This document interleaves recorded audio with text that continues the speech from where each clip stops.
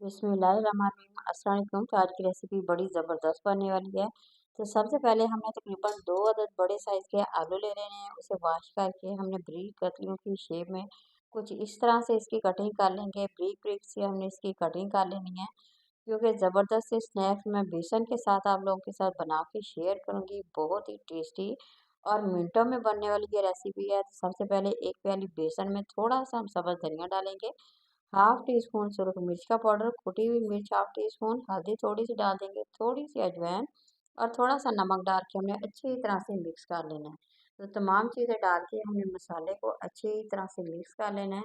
यहाँ पे मैं लूँगी थोड़ा सा पानी और पानी के साथ हमने थोड़ा थोड़ा डालना है, ज़्यादा बिल्कुल नहीं, क्योंकि हम इसका बैटर तैयार करेंगे। और ये अच्छी तरह से हमने मिक्स करना है। जितना ये अच्छी तरह से मिक्स होगा उतने ही ज़बरदस्त ये हमारे ये आलू के जो स्नैक्स हैं वो बन के तैयार होने लगे, बहुत ही टेस्टी बनेंगे।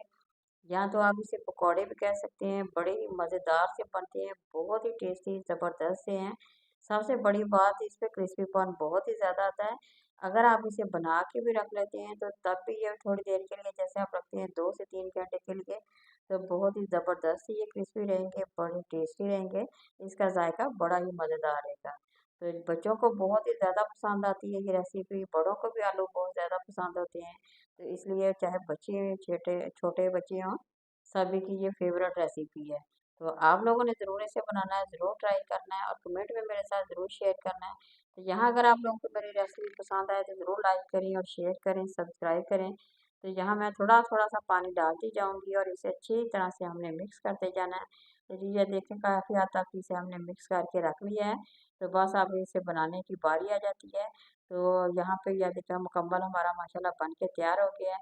तो घी को मैंने साथ गरम करके रख लिया। अब बारी-बारी इसमें हमने डालते जाना है, डीप करते जाएँगे। अच्छी तरह से कोट कर लीजिएगा। इस तरह अच्छी तरह से इसका जो मसाला है ना वो ज़बरदस्त सा अच्छी तरह से मज़ेदार सा बन जाएगा। ये देखिए, बारी-बारी एक-एक उठाते जाइएगा और इसमें डिप करके अच्छी तरह से डिप करके ना हम इसे डालते जाना है। तो घी जब फ्राई करेंगे, घी ज़्यादा गर्म ना हो, ना ज़्यादा आँच इसकी कम हो, मीडियम रखेंगे। तो इस तरह इसके ज़बरदस्त से क्रिस्पीपन बहुत ही टेस्टी बनेंगे। तो ये रेसिपी जो है ना बिल्कुल कम टाइम पे बनने वाली है, ज़बरदस्त ही मिनटों में झटपट बनने वाली है।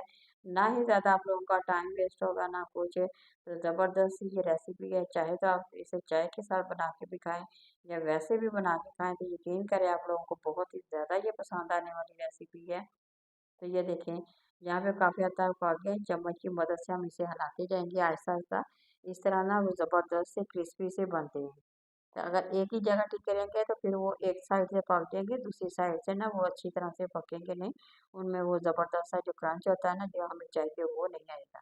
तो ये देखिए, बारी-बारी मैं इसी तरह से बनाती जाऊँगी। बहुत ही आसान सी ये रेसिपी है, इसे हर कोई बना सकता है। तो बस आप लोगों ने इसे गौर से देखना और बनाना ज़रूर है।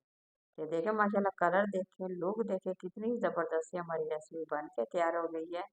तो आप इसे रायते या चटनी के साथ खाएँगे तो आप लोगों को बहुत ही ज़्यादा मज़ा आने वाला है। तो जी यहाँ पे हमारी रेसिपी माशाल्लाह बिल्कुल बन के तैयार हो गया है। सिर्फ 2 अदद आलूओं के साथ मैंने ये रेसिपी आप लोगों के साथ बना के शेयर की है। ये देखिए, यहाँ पे मैं आप लोगों को दिखा भी रही हूँ माशाल्लाह कितनी ज़बरदस्त बनी है। वीडियो लाइक करें, शेयर करें, सब्सक्राइब करें।